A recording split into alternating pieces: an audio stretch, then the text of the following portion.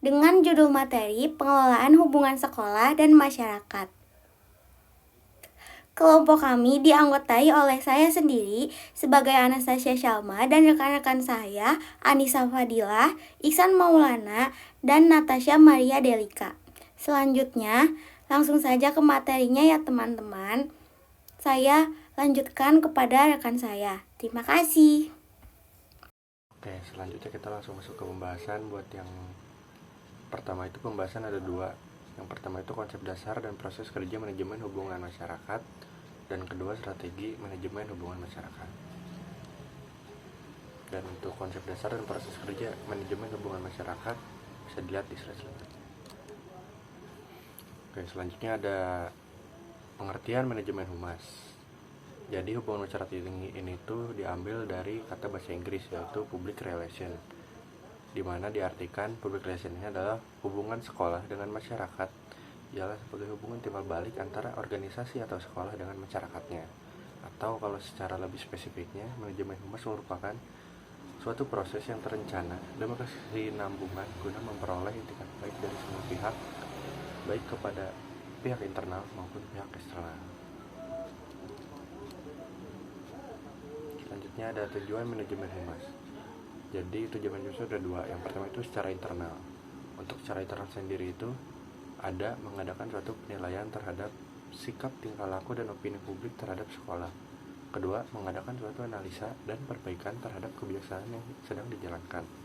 Dan yang terakhir, memberikan penjelasan mengenai perkembangan sekolah, di mana diharapkan publik tetap well informed. Untuk yang secara eksternalnya, yang pertama ada memelihara kelangsungan hidup sekolah. Kedua, memperlancar proses belajar mengajar. Dan yang terakhir, memperoleh dukungan dan bantuan dari masyarakat. Selanjutnya ada fungsi dan tugas pokok. Jadi untuk fungsi hubungan sekolah dengan masyarakat adalah mengembangkan pengertian masyarakat tentang semua aspek pelaksanaan program pendidikan di sekolah. Yang kedua, memperoleh bantuan secukupnya dari masyarakat untuk sekolahnya, baik finansial, material, maupun moral. Yang terakhir, mengikut sertakan masyarakat secara kooperatif dalam usaha-usaha memecahkan persoalan pendidikan. Dan untuk tugas pokoknya yaitu yang pertama, memberikan informasi dan menyampaikan ide atau gagasan kepada masyarakat atau pihak-pihak lain yang membutuhkannya. Yang kedua, melaporkan tentang pikiran-pikiran yang berkembang dalam masyarakat tentang masalah pendidikan. Dan yang terakhir, menyusun rencana bagaimana cara-cara memperoleh bantuan untuk kemajuan pelaksanaan pendidikan.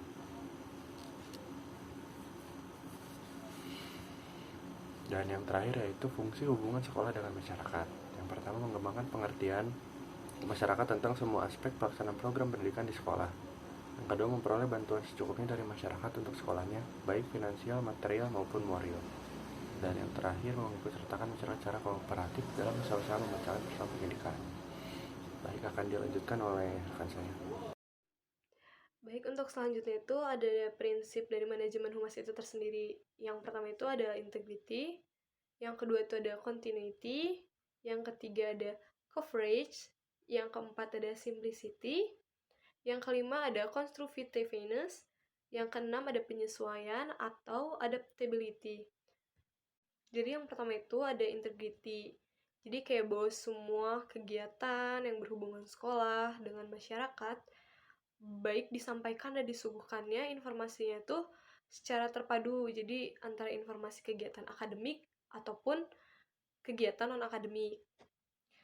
Yang kedua itu ada continuity, yang dimana pelaksanaan antara hubungan sekolah sama masyarakat itu harus dilakukan secara terus-menerus, jadi kayak berkesinambungan gitu, dan jangan sampai kayak putus di tengah jalan.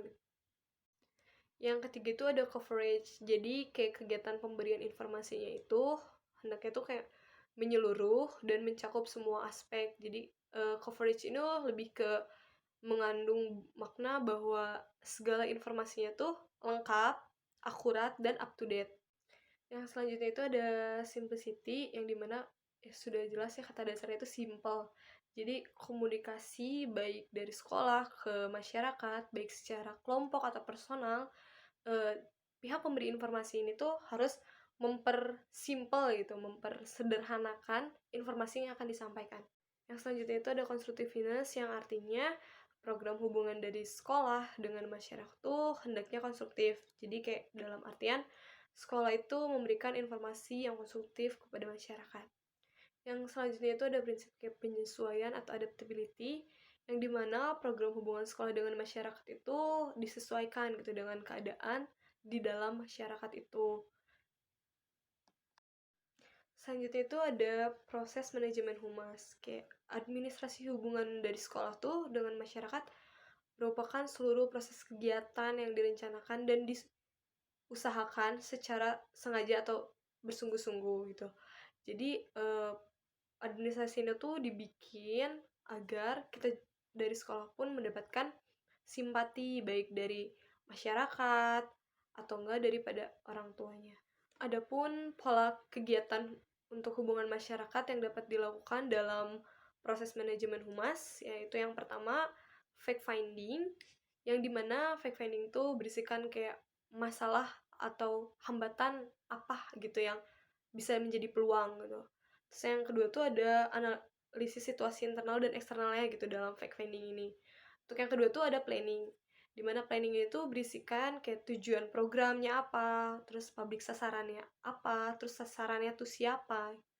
Yang ketiga itu ada communication atau komunikasi, dimana ini tuh berisi kayak strategi komunikasinya bakalan kayak gimana, terus kayak rencana implementasi programnya tuh harus kayak gimana biar diterima oleh masyarakat, dan itu juga dipentingin banget dalam strategi komunikasi gitu. Untuk yang keempat itu ada evaluasinya atau evaluasi, di mana evaluasi ini tuh berisikan kayak rencana evaluasinya atau berisikan juga umpan balik dan penyesuaian program. Jadi apa yang harus dievaluasi dari program yang telah disampaikan. Oke, sekarang kita di sini akan membahas mengenai strategi manajemen humas. Sebenarnya strategi manajemen humas itu apa sih? Jadi ini tuh adalah suatu teknik ataupun cara ataupun strategi untuk melancarkan komunikasi kita dengan publik. Nah, guna mencapai tujuan dari hubungan dengan masyarakat atau public relations, diperlukannya berbagai teknik ataupun strategi ya. Menurut Alvinaro 2008-134 menyebutnya dengan strategi bauran public relations.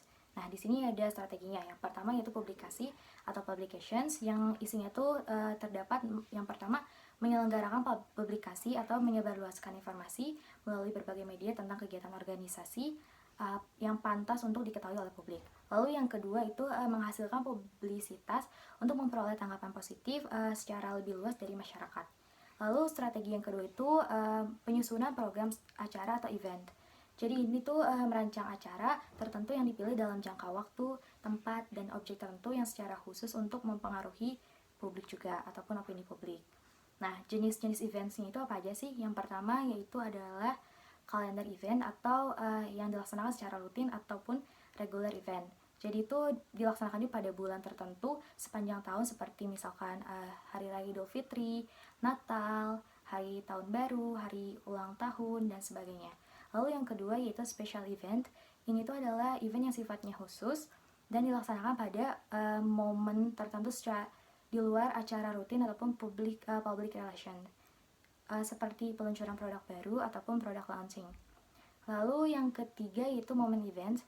Ini tuh events ataupun acara yang bersifat momental, misalnya seperti menyambut pesta perak dan pesta emas. Lalu di sini juga ada strategi manajemen humas yang lainnya, yaitu selanjutnya itu menciptakan berita ataupun news, lalu kepedulian pada komunitas ataupun community involvement, dan memberitahukan atau meraih citra atau inform or image.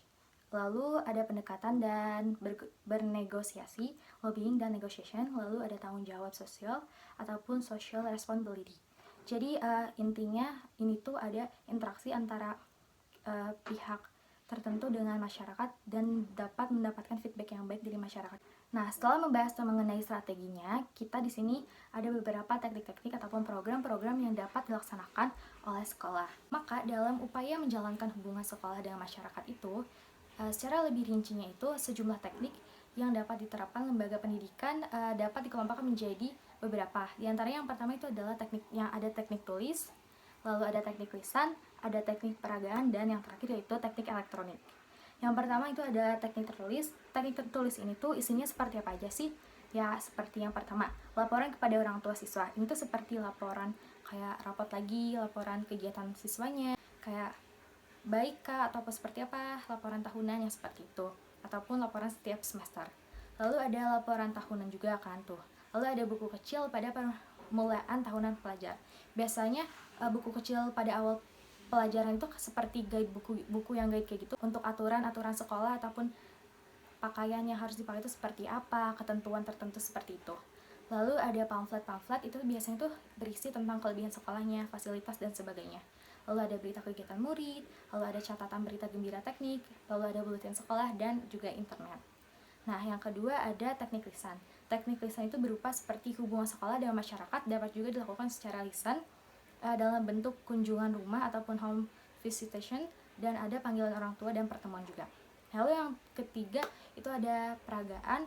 Teknik peragaan itu seperti pameran sekolah, open house, lalu ada kunjungan ke sekolah. Nah, untuk kunjungan ke sekolah ini atau school visitation ini itu ada tujuan ataupun caranya tertentu ya yang berbeda, karena audiensnya juga pasti bakal berbeda, jadi cara kita menyampaikannya juga ada beberapa cara yang berbeda ataupun hubungan yang berbeda. Di antaranya ada hubungan edukatif, hubungan kultural, dan hubungan institusional ataupun lembaga ya. Nah, tadi kan kita sudah membahas mengenai strategi manajemen humasnya, sekarang kita akan membahas mengenai komunikasinya. Istilah komunikasi ini tuh berasal dari bahasa Latin ataupun communicatio atau satio. Si kata ini tuh bersumber dari komunis yang memiliki arti sama makna mengenai suatu hal. Nah, si komunikasi ini tuh secara etimologis itu berarti suatu proses penyampaian pernyataan yang berisi pesan ataupun informasi dari seseorang kepada orang lain. Lalu kalau secara paradigmatis berarti pola yang meliputi sejumlah komponen yang berkorelasi satu sama lain, berarti fungsional untuk mencapai suatu tujuan tertentu. Lalu di sini juga ada komunikasi menurut beberapa para ahli.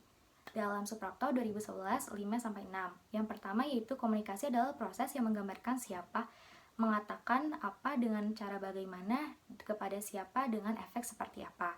Ini menurut Roswell. Lalu yang kedua itu komunikasi adalah penyebaran informasi, ide-ide sebagai sikap atau emosi dari seseorang kepada orang lain melalui simbol-simbol. Ini menurut Tedowson. Lalu yang ketiga yaitu komunikasi adalah interaksi antar pribadi yang menggunakan sistem simbol, verbal yaitu kata-kata dan non-verbal.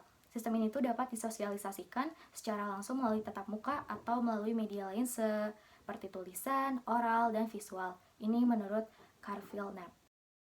Baik teman-teman, berikutnya ada fungsi komunikasi menurut Effendi. Fungsi komunikasi ini dibagi menjadi 4. Yang pertama ada fungsi menyampaikan atau to inform, yaitu memberikan informasi kepada masyarakat serta segala sesuatu yang disampaikan orang lain. Yang kedua ada fungsi mendidik atau to educate, yaitu sebagai sarana pendidikan. Jadi dengan komunikasi manusia dapat menyampaikan ide dan pikirannya kepada orang lain sehingga orang lain mendapatkan informasi dan pengetahuan. Yang ketiga ada fungsi mempengaruhi atau to influence, yaitu fungsi mempengaruhi setiap individu yang berkomunikasi, tentunya dengan cara saling mempengaruhi jalan pikiran. Dan yang terakhir ada fungsi menghibur atau to entertain, yaitu komunikasi berfungsi untuk menyampaikan hiburan atau menghibur orang lain. Selanjutnya ada unsur komunikasi yang dibagi menjadi 5. Yang pertama ada komunikator adalah orang yang menyampaikan pesan kepada orang lain. Yang kedua ada komunikan adalah orang yang menerima pesan yang disampaikan orang lain. Yang ketiga ada pesan adalah sesuatu yang disampaikan dapat berupa informasi, perasaan, instruksi, dan lainnya. Yang keempat ada media adalah bentuk atau cara pesan itu disampaikan baik melalui media lisan atau tulisan atau media massa dan lain-lainnya. Dan yang terakhir ada efek adalah perubahan yang terjadi pada komunikan sesuai dengan harapan komunikator. Selanjutnya ada proses komunikasi yang dibagi menjadi 5, yaitu yang pertama ada ide. Ide ini diciptakan oleh sumber atau komunikator. Dan yang kedua ada encoding. Dari ide yang tercipta tadi kemudian ditransformasikan menjadi sebuah simbol komunikasi yang kemudian ditransformasikan menjadi sebuah kesatuan. Selanjutnya ada pengiriman. Jadi dikirimkan melalui saluran atau media yang sesuai dengan karakteristik lambang-lambang komunikasi yang ditunjukkan kepada komunikan. Selanjutnya ada decoding atau penerima menafsirkan isi pesan sesuai dengan persepsinya untuk mengartikan maksud pesan tersebut. Selanjutnya ada balikan. Jadi apabila pesan telah ditafsirkan, halayak akan mengirimkan kembali pesan tersebut pada komunikator. Baik, selanjutnya ada pendekatan proses komunikasi dengan masyarakat. Jadi, Gruning memaparkan model two-way symmetric adalah pendekatan yang dapat dikatakan baik dalam public relation sejalan dengan konsep yang telah ditemukan sebelumnya bahwa sebuah intuisi dapat dikatakan baik dengan segala karakteristiknya dapat membuat organisasi menjadi lebih efektif. Model ini mampu memecahkan atau menghindari terjadinya berimbang dengan memperbaiki pemahaman publik secara strategis agar dapat diterima dan dianggap lebih etis. Dalam penyampaian pesan-pesan atau informasi melalui teknik komunikasi membujuk atau persuasif communication untuk membangun saling pengertian, dukungan, dan menggantungkan bagi kedua belah pihak. Sekian dari saya kembalikan lagi kepada rekan saya. Sekian dari kelompok kami, mohon maaf bila ada salah kata. Jika ada pertanyaan boleh tulis di kolom komentar. Terima kasih. Wassalamualaikum warahmatullahi wabarakatuh.